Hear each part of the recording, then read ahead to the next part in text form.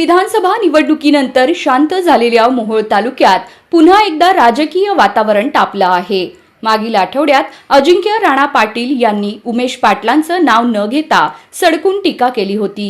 आता आमदार राजू खरे आणि युवा नेते उमेश पाटील यांनी अर्जुन सोंड येथील सत्कार सोहळ्यात विरोधकांवर जोरदार हल्लाबोल केलाय। विशेषतः आमदार खरेंनी अनगरकरांना पुन्हा एकदा ओपन चॅलेंज देत दादागिरी कराल तर खंडाळ्याचा घाट उतरू देणार नाही असा खणखणीत इशारा दिला। अजिंक्य राणा पाटील यांनी केलेल्या टीकेला प्रत्युत्तर देताना खरे म्हणाले, मी असा तसा आमदार नाही, 1.25 लाख मतदारांनी मला निवडून दिलंय। गोपाळपूरच्या फार्म हाऊसवर सकाळी 8 वाजल्यापासून रात्री 2 वाजेपर्यंत मी लोकांची कामं करतो। शेवटच्या व्यक्तीचं काम पूर्ण झाल्याशिवाय घरी जात नाही। अजिंक्य राणा पाटील यांनी उमेश पाटील यांच्यावर टीका करताना गाडीखाली कुत्रं होतं असा उल्लेख केला होता।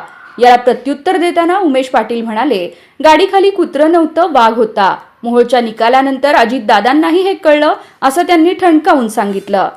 दरम्यान अजिंक्य राणा पाटील, उमेश पाटील आणि आमदार खरे यांच्यातील वाद अधिक तीव्र होत आहे। दोन्ही बाजूंकडून आरोप प्रत्यारोप होत असताना तालुक्यातील राजकीय समीकरणे आणखी तापण्याची शक्यता आहे।